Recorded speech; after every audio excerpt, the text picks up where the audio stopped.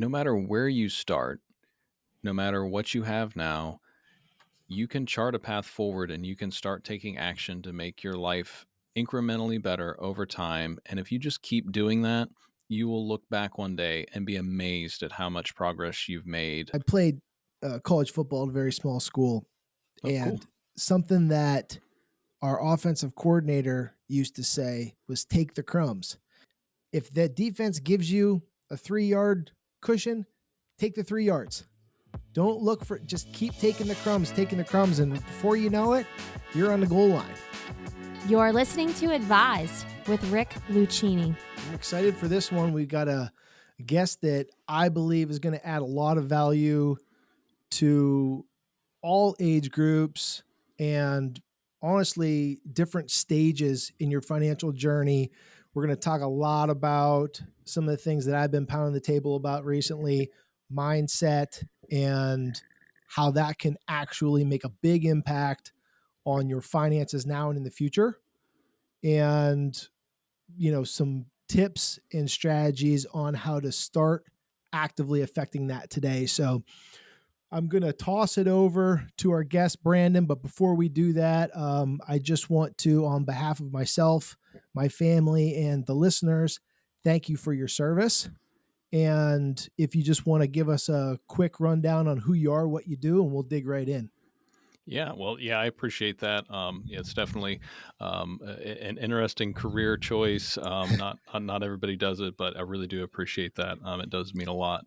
But yeah, I mean, the quick down and dirty for me. Kind of grew up without a lot of money. Not we weren't necessarily poor per se, but bread and gravy was a not an uncommon meal at our house. So yeah, so it's definitely there wasn't an abundance of things, so to speak, but. Joined the military, joined the Army right out of high school. Basically, there wasn't a lot of jobs out there, and I didn't want to go to college because it seemed like, high school, but you had to pay for it, and I didn't like high school, so that didn't make a lot of sense to me. Fast forward, I've gotten my degree and all that kind of stuff, and then voluntarily went back to college to learn about all this personal finance stuff. And so I'm kind of working on putting a bow on my military career and going into retirement. But along the way, I've kind of gotten into personal finance stuff. I went through and got my chartered financial consultant designation, and I'll eventually take the CFP exam and all that as well. But I just really got into all this because I wanted to help people like me understand that you don't have to make a ton of money to make a big difference in your own life and take control of your finances. And that's kind of where I kind of got started. I really just started kind of just trying to create something for people like me, really. Yeah. And I think that's important. And you have a blog, right? That's how it kind of got started. Yeah. So my, as far as content creation stuff, I kind of started with a YouTube channel, which was me just scribbling on paper and talking about it. Wasn't good at all. And then that morphed into a podcast, which was, okay, but then I just couldn't keep up with the editing. And then I kind of, found out that really writing is kind of my natural thing. And so I attended Mill Money Con, the first Mill Money Con in 2022, and just found out there's a ton of people like doing stuff with military folks, and so that was really the catalyst for me, choosing the niche of enlisted military, and that's basically where Enlisted Money was born, and so really just trying to create, the content that I wish I would have consumed and applied when I was 18, not 28. Well, I think there's a couple things to take away from that. That one is you don't have to have a ton of money to enjoy your life and to still build a prototypical retirement if that's what you're after. And, you touched on that because, listen, I don't think that in most cases you go into the military for the money, right? So that's what you're kind of talking about is you can have, but it doesn't have to be in the military. You can have a regular 9-to-5 job and still live a fulfilled life financially and otherwise. But the other thing that I heard was, I tried this, I tried that, I tried that, and then I found my thing. And that is super important and should be applied across the board to everybody. Is I started a YouTube channel and I tried a podcast and I did this and I found my thing. You might not have found your thing had you not done the others. And I'm always a proponent of that. Just get started. It doesn't Yeah. have to be great. I mean, we're sitting here talking on a podcast that I just started out of thin air, right? Hmm. And every episode gets better. I learn a little bit more, but I'm doing it myself. I don't know what I'm doing, right? Just get started, and what you're good at will eventually rise to the surface, and the other stuff doesn't matter because nobody's listening anyways, right? Yeah. Yeah. No, I mean, and that's, I mean, I love that, the just get started. I mean, that was Mhm. literally my tagline for my podcast at the end was, now go get started. Cause That's that was awesome.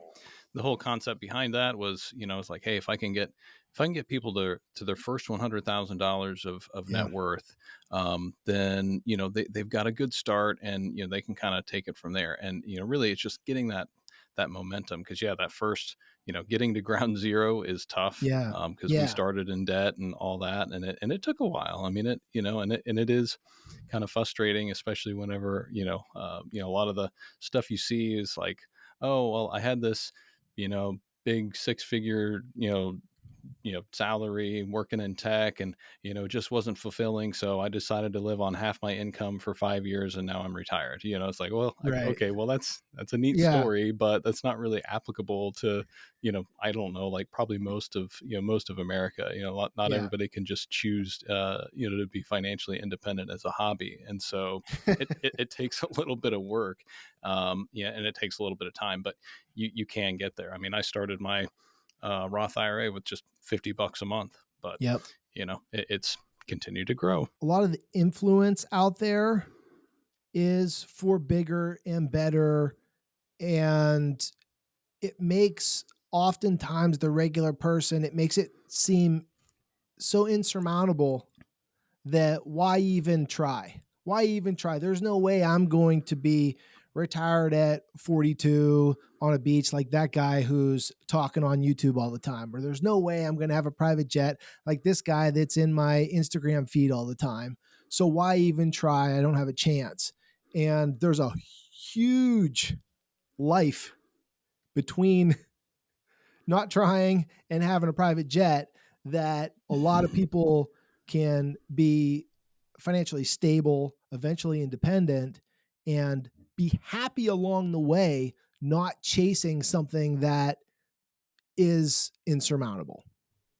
Yeah, no, absolutely. And, that's the thing too. And I'm not saying that those people don't have, good advice to give, because that's how, that's where I started learning about personal finance. So there's a lot of Sure. goodness in them sharing their stories, because, but it's just, I think it's important for people to know that, your arc, your trajectory is not going to be the same as a lot of the people that are doing some of these more extreme things with, retiring at 35, and all Right. these kind of things.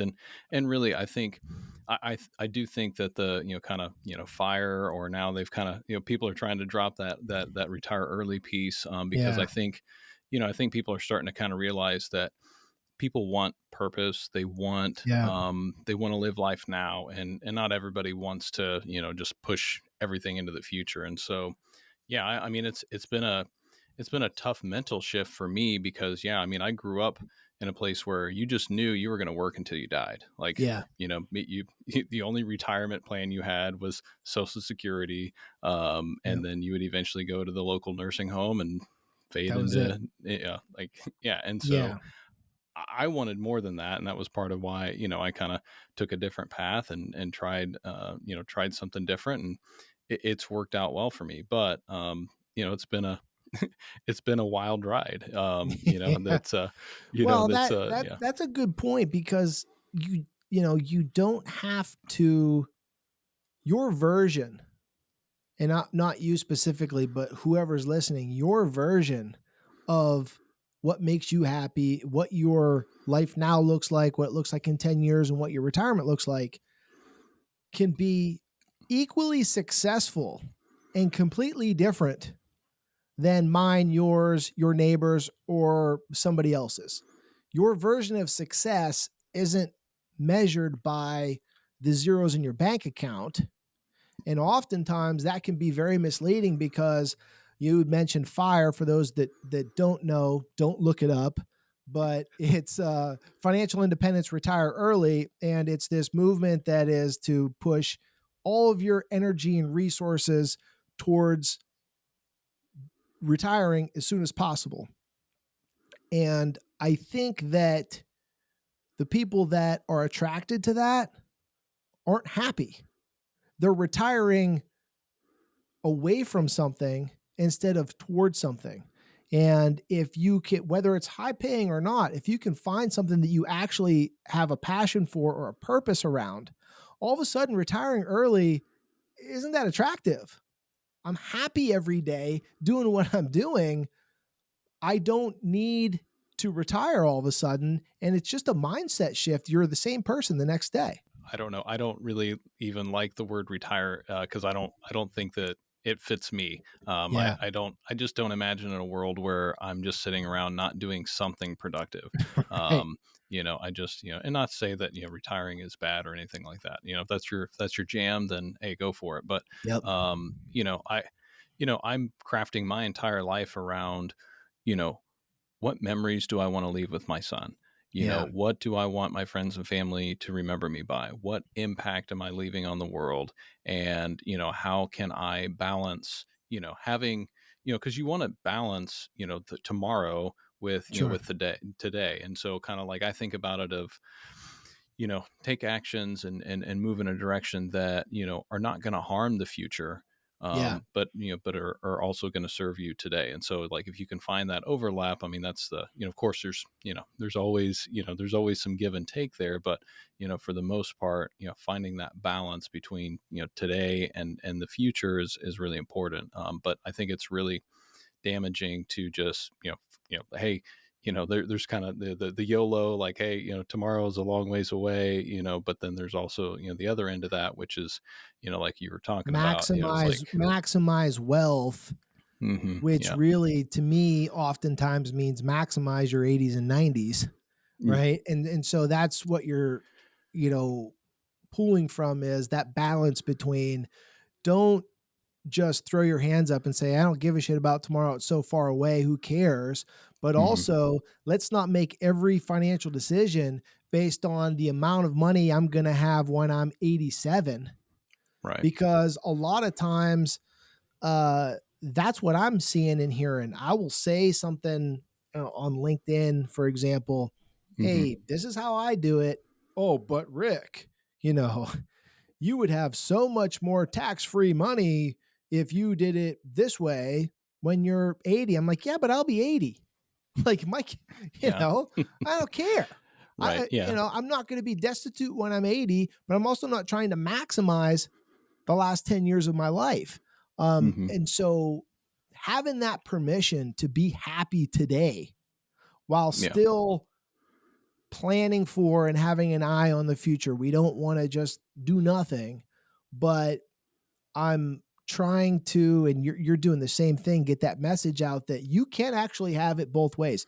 You can be happy today if you know that you're checking some of the boxes for the future. Maximizing the future doesn't necessarily have to be the goal, because your kids are going to remember today. They're mm-hmm, not going to care yeah. how many more extra zeros are in your account when you're 88. Yeah. Well, and I mean, that's just the thing. I mean, I think, unfortunately my mom passed away fairly young. She died at 55, but, that really gave me a lot of perspective. And just being in the Yeah. military, we're Yeah. constantly, faced with our own mortality, or at least the idea that, hey, tomorrow it could all be gone. Now, that's true for everybody, not just the military. It Yeah. just so happens that every single time that a military member dies, and in combat, it's put all over national news. Now that doesn't Yeah. happen to an electrician or somebody that that Right. dies on the job. We're one of the only professions that other than maybe police and fire, firefighters, other first responder types, that it's broadcast everywhere. So your mortality is brought straight into your face, on a Yeah. regular basis. And so it's a kind of a gift, but it can also be, it can be stressful too. But it's a gift in the fact that, you're aware of the fact that, this could be your last good day, good week, good month, good Yeah. year, good decade. And so, it really makes, or at least for me, it makes me think about, well, how, if this was my last decade, what do I want that to look like? What do I want to leave behind? Now, I hope that, I have several decades ahead, Yeah. but I'm not going to regret, focusing on things that I think are going to be important in both places. And so that's really helped me kind of shape, the direction that I go. And another big reason why I'm, not staying, even longer in the military. A lot of people, I'm pretty successful and in my own right. A lot of people are surprised that I'm getting out at, at 20, and they're like, well, you're not going to stay. You could do X, Y, and Z. Like, it's just not my path. And I think I can, Yeah. I've done a really great job, but there's a lot of other things that I find fulfilling that I want to pursue. And so, I think I would regret not pursuing those. Well, what do you tell somebody that is listening to this and says, yeah, maybe I was focusing on the future too much, or maybe the advice I'm getting Hmm. is through the lens of maximizing my 80s, and I feel like I'm doing the right thing. I'm trying to be responsible, but I'm listening to you and agreeing, saying, yeah, you know what? I do want to enjoy the next 40 years. In the meantime, what do Hmm. you say to somebody like that to kind of get started on that shift, and what should they be focusing on financially to try to balance those two things? Well, I mean, one, I like, so like, kind of how I like to do it is, I like to say, that we lay all the emotions out on the table, we lay all the money out on the table, and then you kind of reconcile the two. And that was really helpful for me, like going through the training for, all the financial planning and all that. And so, also learning like the value that financial planning can bring is like, okay, well, I can sit down and see like, okay, you're saving this amount, assuming things go the way we think they will, which they Yeah. won't, but we're going to change that target, and it's something you should revisit every year. But, assuming things go somewhat, like what they've gone in the past, you need to save about this much, but then, the rest of that, you can do what you want with. And then also too, you're able to kind of do the calculations. Like for me, like I was feeling stressed out about, transitioning out of the military. It's like, well, we're saving a little bit more than we have to. So, Yeah. in theory, that's extra money, right? And so, well, let's, instead of pushing that extra money to the future, let's take that extra money and bring it to the present, to use Yeah. it now, because that's the best use right now. Now, if we end up, when that changes, or if that changes, then we can make that Go back. adjustment. But, but and on the other hand too, I don't think there's very few people that really truly regret not having extra money later on. Now Yeah. there's some, but studies have shown there's a small percentage that do regret, saving too much early on. But most people, their regrets around money later on is going to be around not saving enough, or not, being financially responsible earlier. Um, but there's other places that we can find efficiencies, like, for instance, you look across the parking lot at the Walmart, or wherever, like there's a ton of money in cars sitting all over the place that Yeah. probably not necessary, and there's a lot Yeah. of things that, we think that Yeah. we have to have But how could now. how else Yeah. am I supposed to impress my neighbors? Right. Yeah. I mean, it's tough. I will admit, I don't think any of my neighbors are impressed by my Chevy Malibu. So, but they are impressed with my skills that I've learned over the years. Yeah. So, like I know how to brew beer, I can weld, like I do carpentry, like all these different things. So, I guess that's, yeah, a Well, byproduct of growing up having to do everything yourself. yeah, I think that's important though, because what ends up happening is, I'm not saying live poor so you can have a big future, but buying things for the wrong reason that then does either put you in a bad situation in the future, or what actually is happening is the person's still trying to be responsible and saving for the future, and Mhm. they're starving themselves today Yeah. by having the big car lease and having the fancy house that they don't need and all this stuff to not always, but oftentimes impress people that they don't even care about in the first place. When the happiness could come by living within your means, saving for the future, but now actually having experiences today and Mhm. spending money on things that actually do matter to you. And the car's, you know, the easy just example, but there's a lot of things that we don't need to be saving or we don't need to be spending on, Mhm. and they Yeah. don't actually make us happy.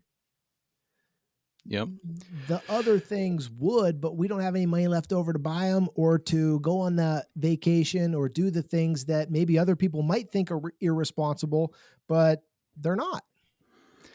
Yeah. Well, and I mean that's the thing too is there's kind of like I mentioned earlier, there's a lot of things that we think we need that we don't, that aren't necessarily needs. And, and sometimes it's nice to just try to live life without them. And that was Mhm. actually, I mean, this is it was a pretty great exercise. Whenever, we lived in Korea for 2 years, and part of the rules of whenever we moved over is you can only ship half of your allotted household goods, so which is kind of tough. It's like, well, Yeah.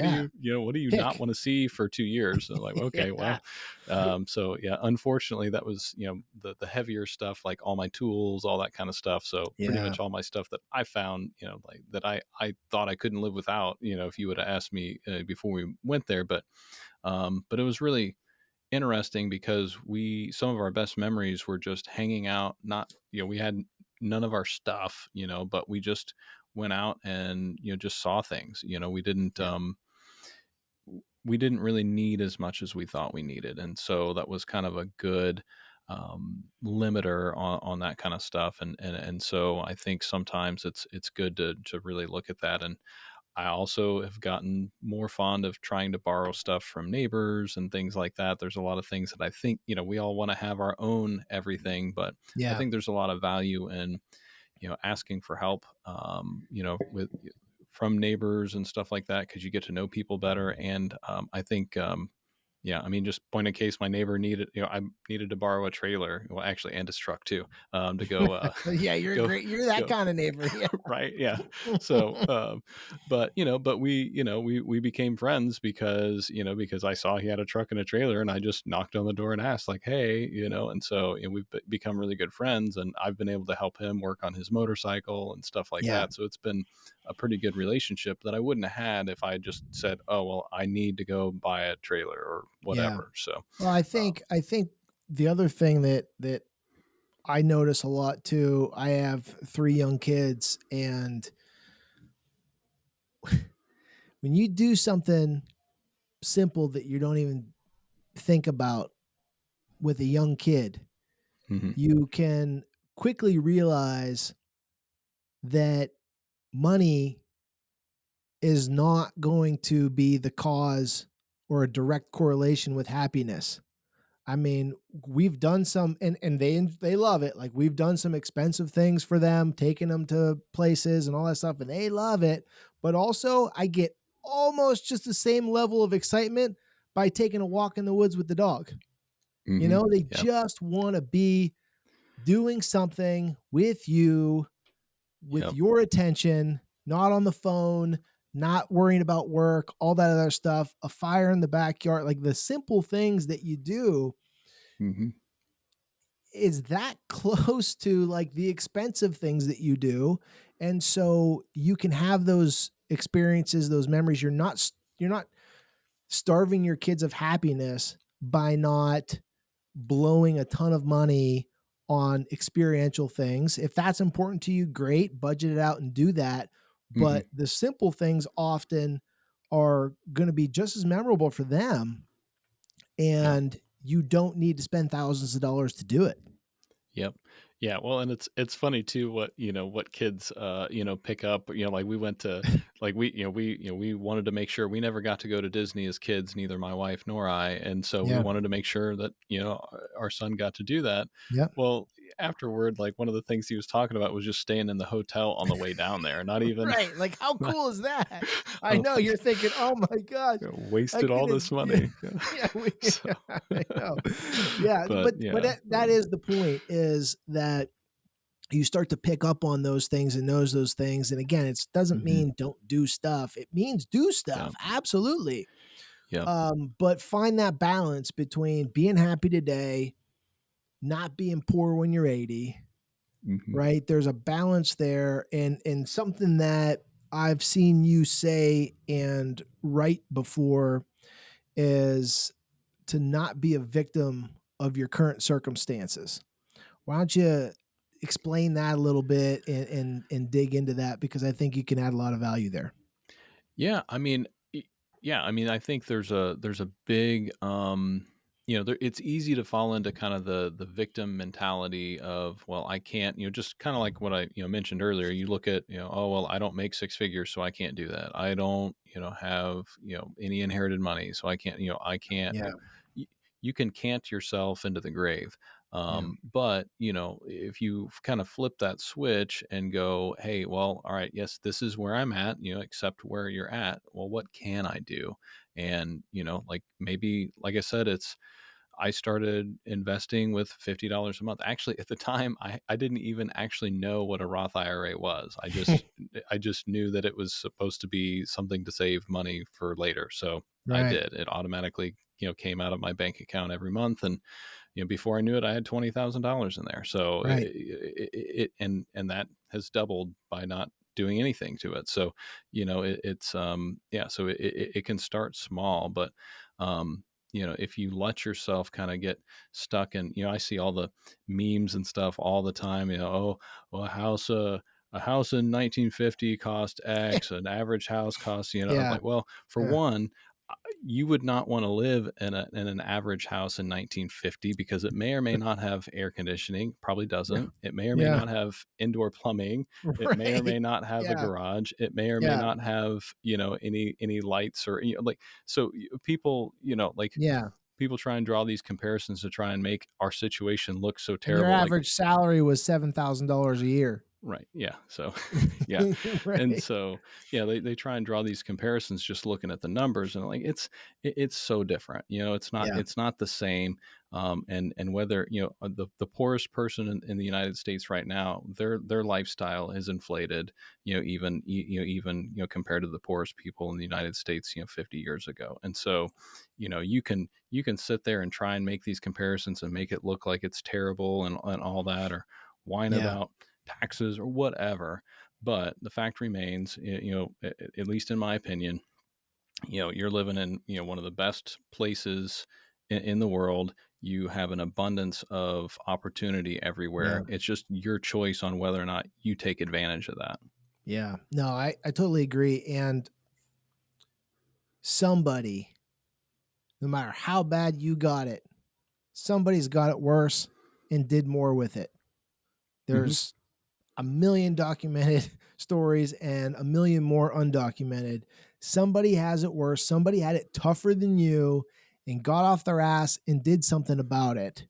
So I think that, to the opportunity point, is the same thing. I hear a lot of must be nice, and well, if I had that, then I would. Listen, maybe that person you're talking about did have an advantage or didn't, but they did something with it. And especially in today's day and age, where we have access to all this technology, anybody can pick up their phone for free and start a YouTube channel, an Instagram account, whatever it is, and have the same opportunity for exposure as everybody else. You've got opportunity at your fingertips that you do not need a wealthy family to get started. Just do something. Get Yeah. started, whether that's saving $50 a month or whether that's starting a passion side project or whatever the get started is for you, just get started and do something and quit making excuses. Must be nice, woe is me, all that other stuff. Other people are doing it, right? And it's just because they got started and started doing something. Yeah, yeah, no, I mean that's a I just can't say that enough. Is yeah, just doing something, getting started, and and don't let the don't let all the super sexy stuff get you distracted either. Like you don't have to optimize every single account to get every single Right. 0.01 extra, or like you don't have to get the best stock returns in order to have a good retirement. I mean, really, if you work hard enough, you could make a retirement portfolio of, I don't know, like roof shingles or something like that, and sell them to live off of later. I mean, Yeah. I'm making jest, No, but there's but more than yeah. one way to get there. Hmm. And sometimes the simpler ways are better. But I think just doing nothing isn't going to get you there. Hmm.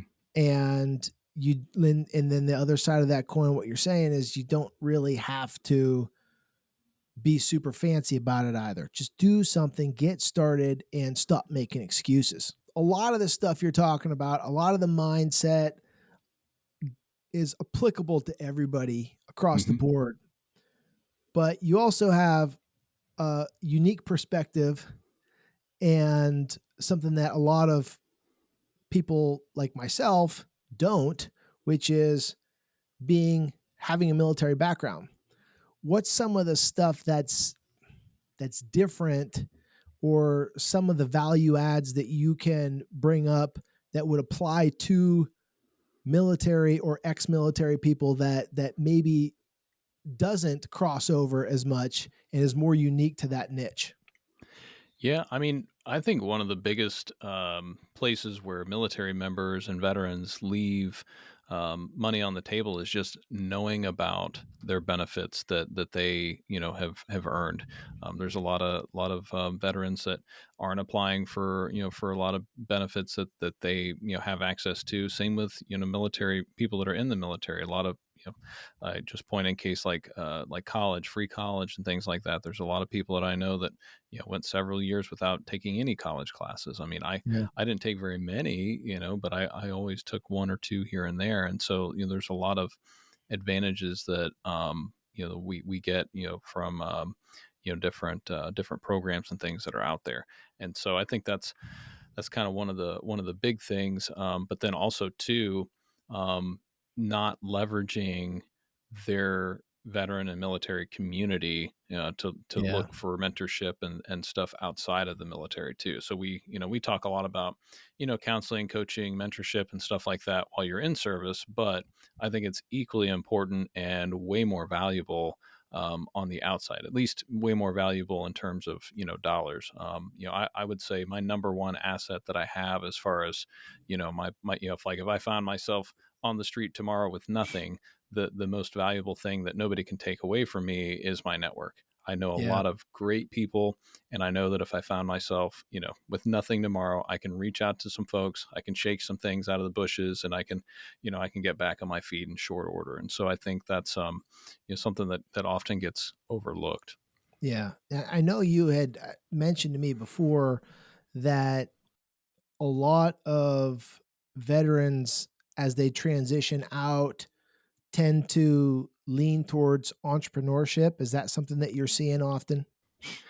Yeah, I think. I mean, for me, I mean that's a path that I'm going to take, and I think that it's a pretty common path. And I'm even in, some veteran entrepreneurs groups. There's like veteranpreneur tribe on Facebook, and then I'm part of their warrior council as well.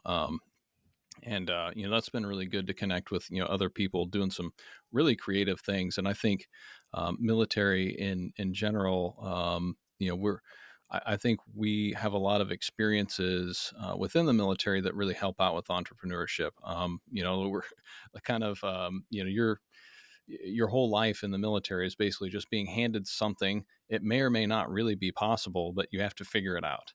Yeah. And so I think that's a lot of what entrepreneurship is in general, is like, here's a problem in the world. How are we Yeah. going to solve it, and how are we going to make it profitable? They Yeah. just kind of add that last little piece on how are you going to make it profitable, Yeah. and then you've got a winning combination. If you wanted somebody listening to this just to take away one thing, say, I made an impact. What's the biggest takeaway here that you can leave us with?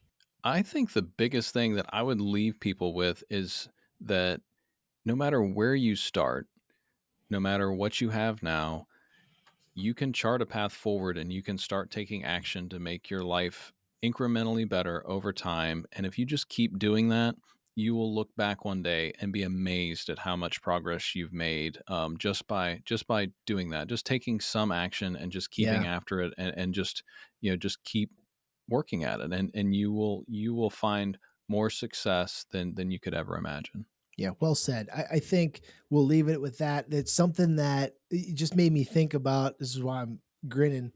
I played college football at a very small school, Oh, cool. and something that our offensive coordinator used to say was take the crumbs. And it's the same exact thing. He would, if the defense gives you a 3 yard cushion, take the 3 yards. Don't look for, just keep taking the crumbs, taking the crumbs. And before you know it, you're on the goal line. And that's the same thing with what you're talking about is get started, take what's available to you little by little. And all of a sudden you look back and there's 90 yards behind you. You actually did something. But if you keep swinging for the fences or throw your hands up and say, somebody else has it easier than me, I'm not even going to get started, you're not going to get moving. Yeah, no, absolutely. I think that's great. All right, buddy. Tell everybody how they can learn more about what you're talking about, what you're writing about, and how to follow you.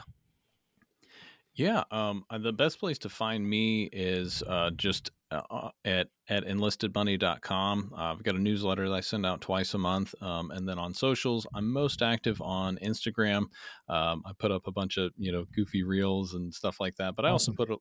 put out a lot of really important information. Like I'm on a campaign now talking about continuation pay, because I just don't think enough service members know about it. So I'm at Enlisted Money Guy there on Instagram, but yeah, I mean, really, I try and put out, fun content, but I do some deep dives on stuff, and I just really want to make sure that the information is available. So for the ones that do take that challenge to take a little bit of action, they can kind of shortcut that process and not have to start from scratch. All right, buddy. I love it. Thanks for coming on. That's Enlisted Money, and we'll talk to you later. Thanks. Yeah, thanks for having me.